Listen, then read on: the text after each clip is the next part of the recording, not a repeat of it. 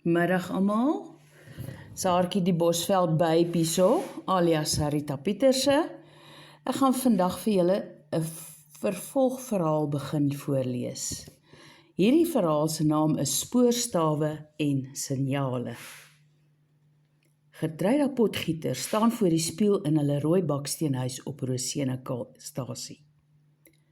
Sy kyk opgewonde terug na die sagte grys oë, vat weer aan die donkerbruin krulle en trek vir oulaas die wit en groen geruite rokkie reg voor sy haar kamerdeur agter haar toe trek. Dit is haar heel eerste werksdag. Paps het vir haar gereël. Sy begin vandag in die kaartjiekantoor op die stasie.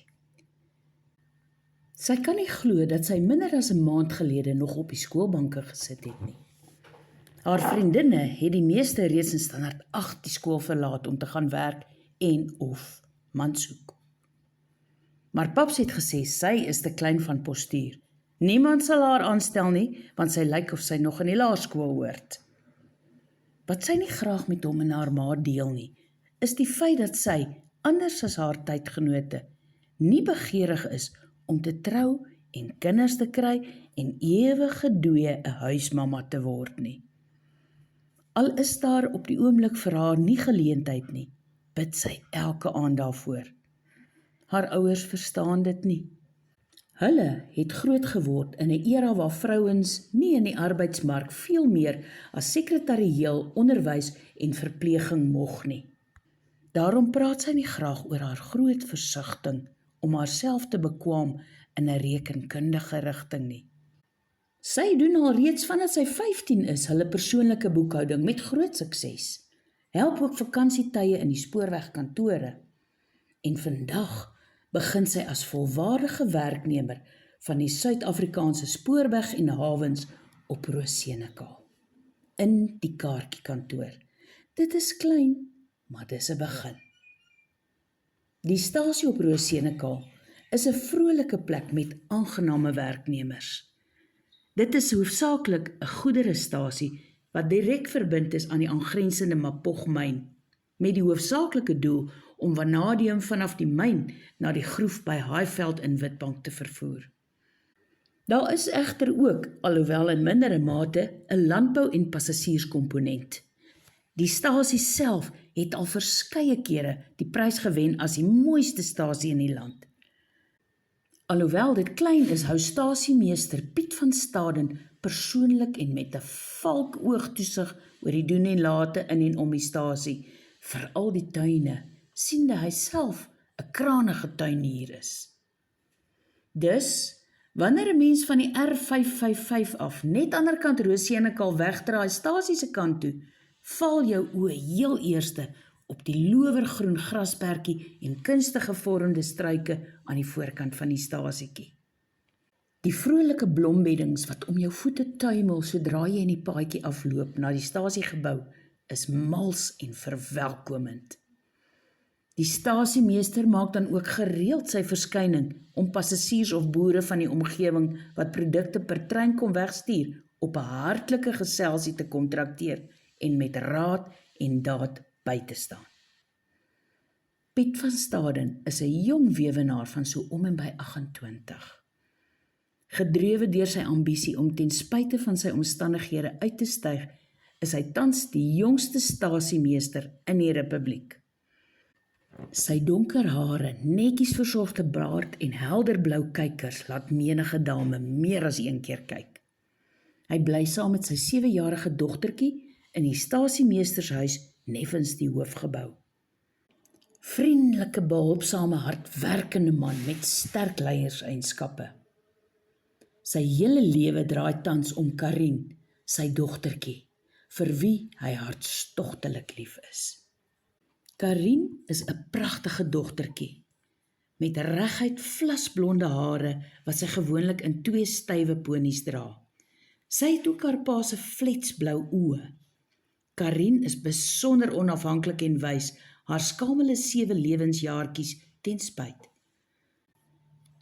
Moontlik maar omdat sy so vroeg in haar lewe moes leer om self klaar te kom. Haar pa, alhoewel sy nooit sy liefde vir haar betwyfel nie, had nie veel van 'n keuse nie, synde in 'n beroep waar hy lang ure by die werk moes deurbring. Natuurlik is daar immer ou Francina, 'n Sotho vrou wat haar sedert sy 2 was, versorg het asof sy wat Karin is, haar eie was. Vir Karin is haar pa haar hele wêreld. En alhoewel sy so eff aan die bedorwe kant is, sal sy haar geboortereg vir haar pa opoffer. Karin is dan ook bekend en bemind by al die stasiepersoneel en met haar skerp intellek en buitengewone charme draai sy ieder en elk om haar pinkie. Al die stasiehuise is binne loopafstand vanaf die hoofgebou. Gertruida stap dus die end tot daar. Halfpad soontoe sluit Gawie by haar aan. Hy is een van die treindrywers, so 2 jaar Gertruida se senior. Gawie is 'n goeie seun. Nie die skerpste potlood in die pakkie nie, maar van 'n lokomotief en sy werksaamhede is daar min wat die lang maar kerel met sy vaalblonde kuif en sagblou oë nie weet nie. Daar benewens het hy 'n groot hart en 'n sagte plek vir al wat dier is. En vir Gertruida. Hy en Gertruida het so te sê saam groot geword. Die afgelope 3 jaar al maak hy geen geheim oor sy gevoelens vir haar nie. Maar Gertruida voel nie dieselfde nie. Daar is te veel wat sy nog uit die lewe wil haal om nou al oor kerels en rooi hakskene te wil bekweld raak.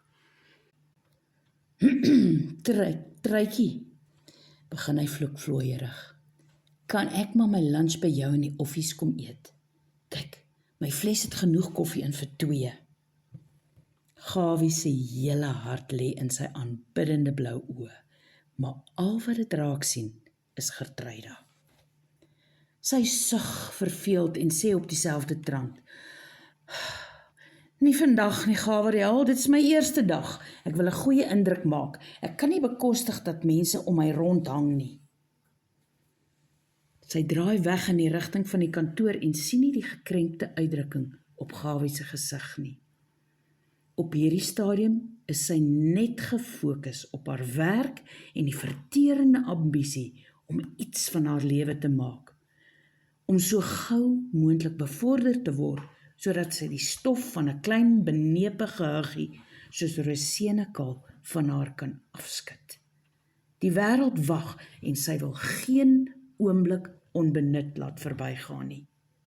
Toe sy voor die kaartjiekantoor se deur tot stilstand kom, haal sy eers diep asem.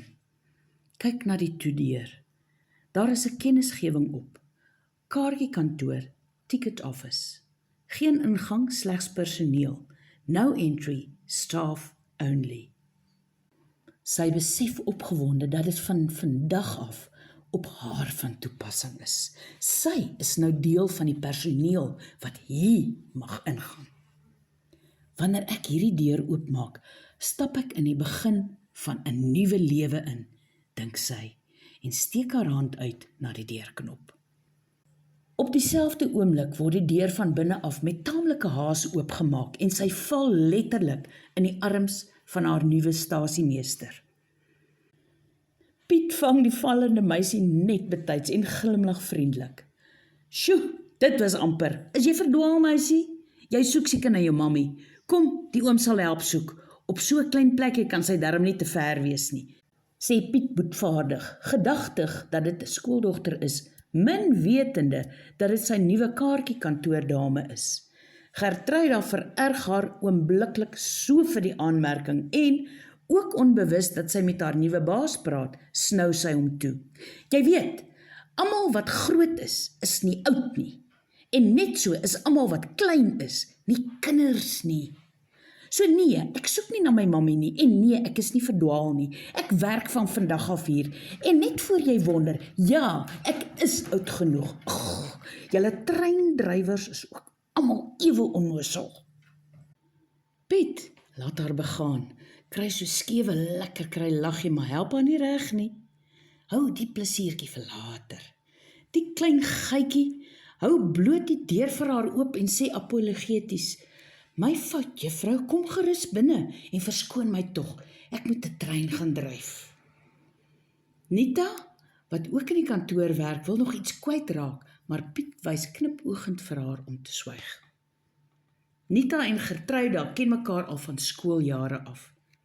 Nita is een van haar vriendinne wat reeds standaard 8 skool verlaat het en dus al 2 jaar werksondervinding het.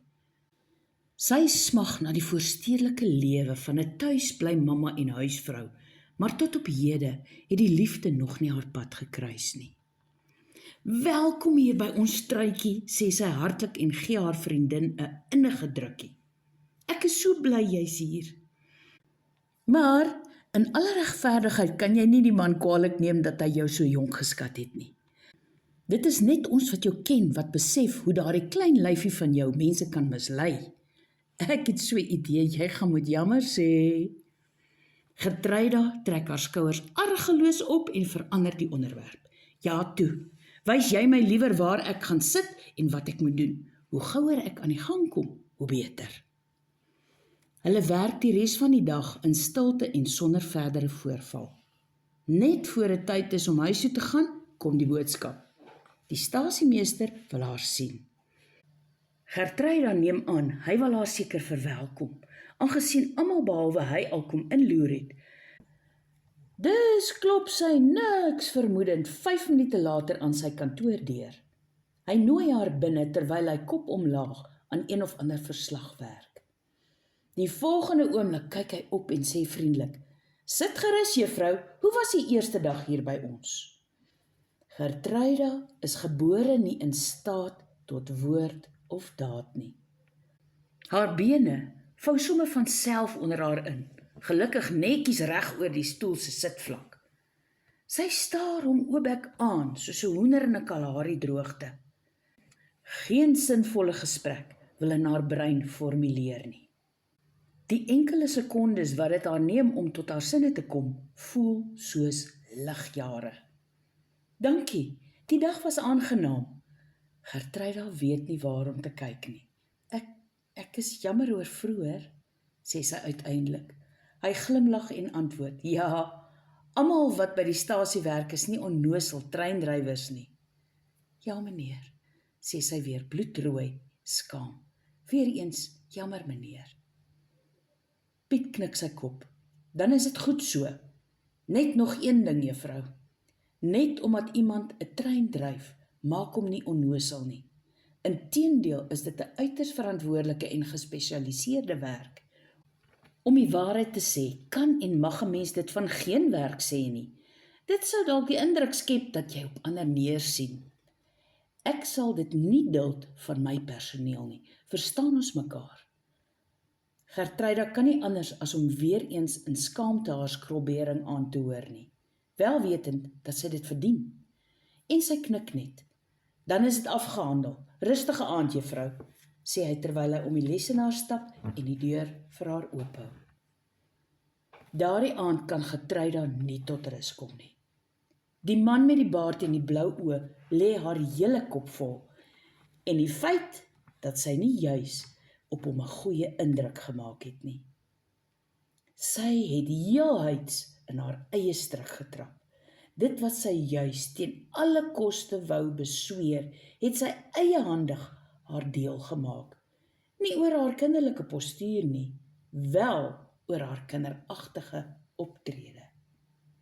Sy het soos 'n rebelse tiener ooreageer en die gevolge daarvan is skade aan haarself. Sy dink ook terug aan haar onbedagsame woorde aan Gawie en die ironie dat sy op die einde in 'n geval nie 'n goeie indruk geskep het nie. Gertruida voel hoe die berou en skaamheid oor haar eie optrede haar hele wese kom vol lê. Sy is mos nie regtig so nie. Nou dink haar baas sy's 'n hooghartige klein snip wat neersien op ander. Sy was reeds so vasberade om sommer van meet af aan raak te vat. En nou gaan sy dubbel so hard moet werk om haar reputasie te herwen. Kan 'n mens jouself so in die voet skiet en so alkastydend raak sy eindelik aan die slaap. Sy word verbaasend die volgende oggend met hernieude moed en krag wakker, vas van plan om sake vroeër eerder as later in ewewig te herstel. Gawie wag weer vir haar. Sy sien hierdie gaan nou 'n nuwe saamloopgeleentheid word. Sy is vriendeliker en toe hy maar weer vra om sy lunch by haar in die offies te kom nuttig, stem sy in om dit saam met hom op die bankie voor die kaartjiekantoor te eet. Hulle is immers ou vriende. Gawie moet tog nou net nie weer begin lol met 'n gevlerksklepery nie. Sy sien vir Piet die hele dag glad nie. Middag kom Gawie saam met haar broodjies eet. Hy skink vir haar kondensmelk koffie uit sy Stanley fles uit en deel met haar een van sy ma se watertand jaffels uit sy bliktrommeltjie. Gertruida smil behaaglik daaraan. Sy onthou hoe hulle op skool altyd daar onder die peperbome by die fontein gesit en smil het aan Tamim se legendariese jaffels en hoe Gawie naderhand sakgeld daaruit verdien het. Ai, Gabriel, jy is en bly my beste vriend, jy weet dit, nê? Gawie kyk na haar, wel wetend wat sy eintlik vir hom probeer sê, en heimlik hoop hy dat hy verkeerd is. Meer as vriend.